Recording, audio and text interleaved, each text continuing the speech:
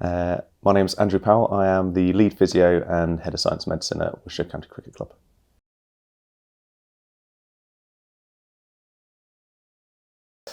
So if we shift that question to what does a typical week look like, in the winter, I will be there at training, covering for any emergencies, and then picking up rehabs. So there's no one day that's really the same.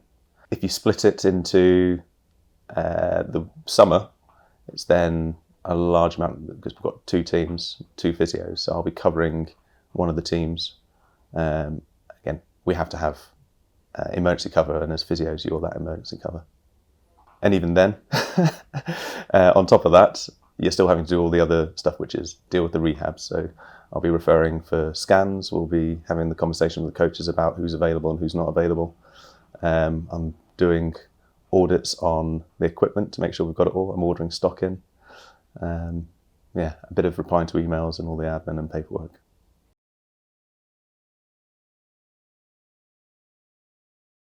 One, be a good person. Two, fit in the team. And then three is have the skills, because you can always learn the skills.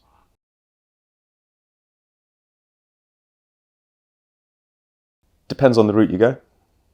So if you go straight into physio, I think most places will want you to have one or two sciences. If, like me, you didn't quite get the grades at A-level, then you can go another route, which is do an undergraduate degree. So I did sport and exercise science at uni first of all, and then I did a postgraduate degree that qualified me as a physio.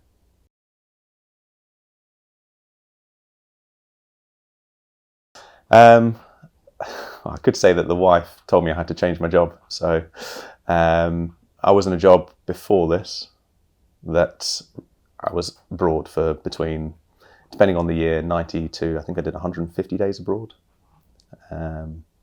So when my wife got pregnant, she said, I'm not allowed to do that anymore.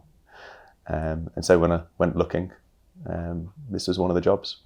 And I'd say that timing and a bit of luck is kind of what you need. So if you told me you want to be the lead physio and head of Worcestershire County Cricket Club science medicine team, you're going to sit there waiting for someone to go.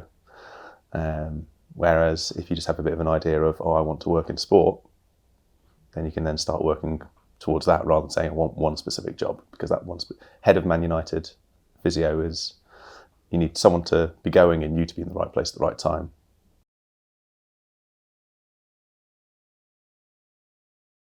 So you have to be qualified as a physio. So that's a protected title. No one can call themselves a physio without actually graduating and then being registered with the Healthcare Professions Council.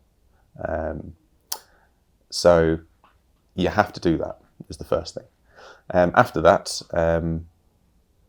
the more qualification you can go off and do lots of courses. So there's lots of training. You have to maintain your registry as a physio, then you have to do, I think it's 120 hours every 2 years of training.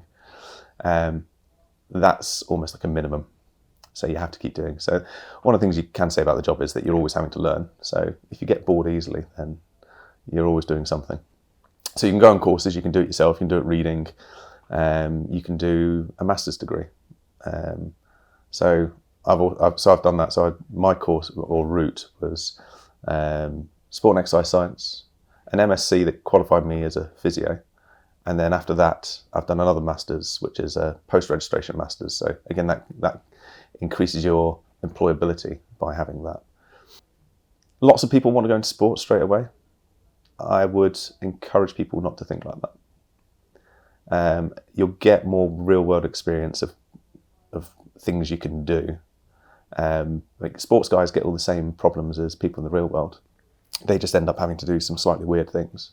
So, someone in the real world is not trying to bowl an 18-mile-an-hour ball or go down a whitewater rapids. You're helping them do weird things. But you don't see it very often in the sport. Whereas in the real world, if you're in the NHS, you'll see 10 to 16, maybe more people in a day. So you get to learn through doing, and that's the biggest. I think you can sit in university and learn from the textbooks, but actually most of your learning comes from actually doing it. Don't have that I need to work in sport and I will do that. So my route was NHS for a couple of years, private practice for a couple of years, and recreational sport. I worked with the US military. I did apply to the British military, but then decided not to and stayed in private practice and sport. But you can be a physio in the military. And then ended up doing some work with semi-professional sports, and then ended up in professional Olympic sport. And then from Olympic sport into this job.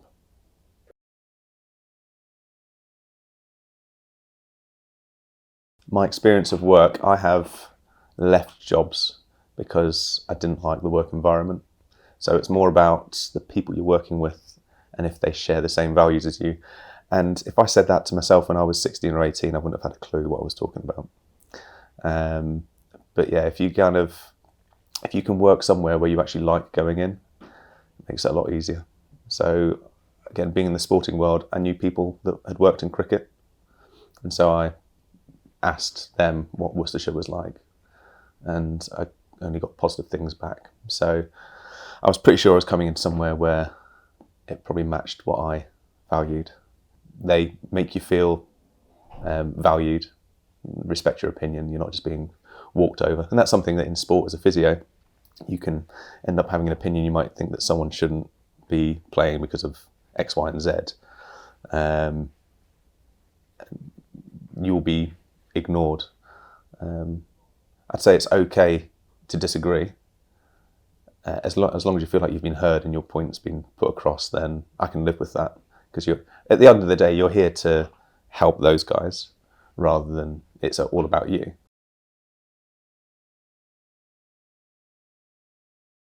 Like I say, getting to sport, there are jobs for people that you can come out of university, go straight into a job in sport.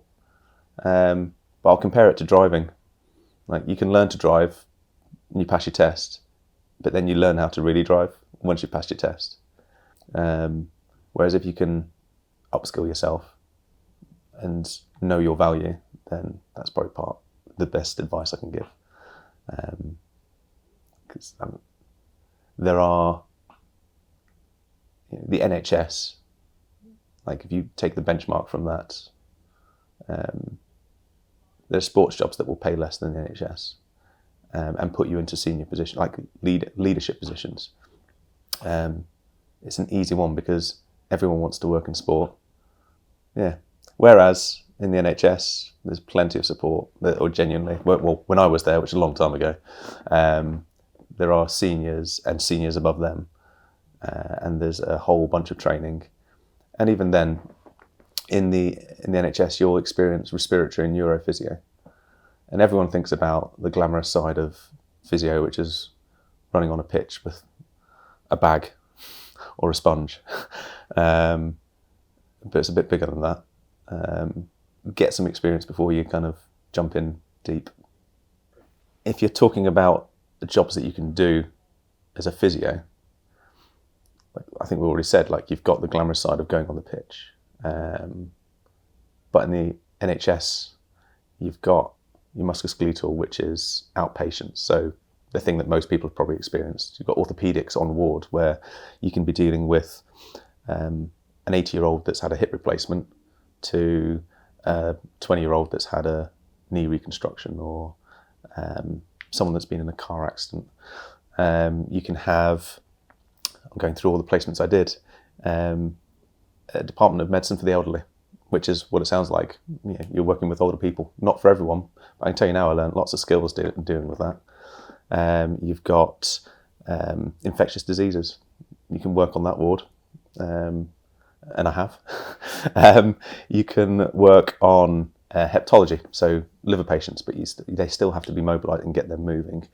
You can work at the acute medical admissions unit, which is just behind A&E, or you're trying to stop people getting admitted and helping them that way.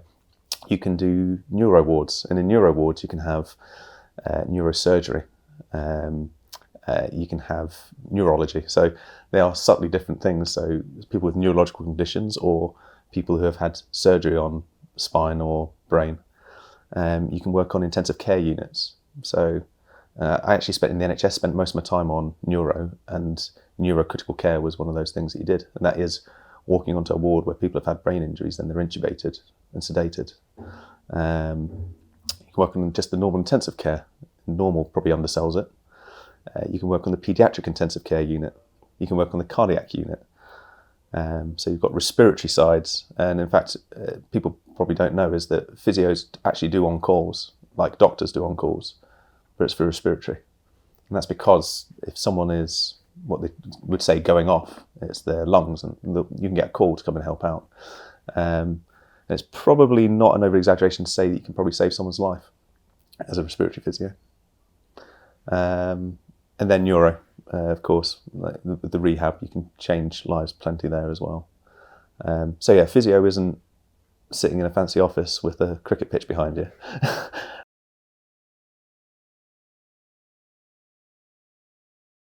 I never saw myself ending up in sport. I thought I'd be in the NHS working in paediatrics or something.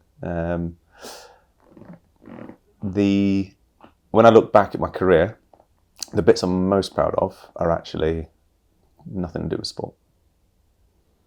You can have some big impacts on people. So if you're thinking about someone who's had a stroke, who's been told they won't walk again, or someone that's been run over by a bus, and you're rehabbing them, getting them back to doing what they want to do, even though they're missing a limb or something like that. That can be life-changing. Whereas you can get someone here saying they've got a sore back and jumping up and down about it. It's a very different world. Can also have big moments here. So in sport, they're just fewer and further between.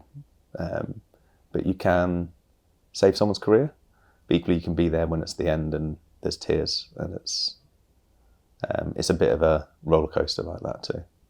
But yeah, my proudest moments aren't in sport, and I've been in sport for about 10 years now. But yeah, lots of career paths and options, and I didn't think I'd be here. But yeah, you find yourselves where you find yourselves.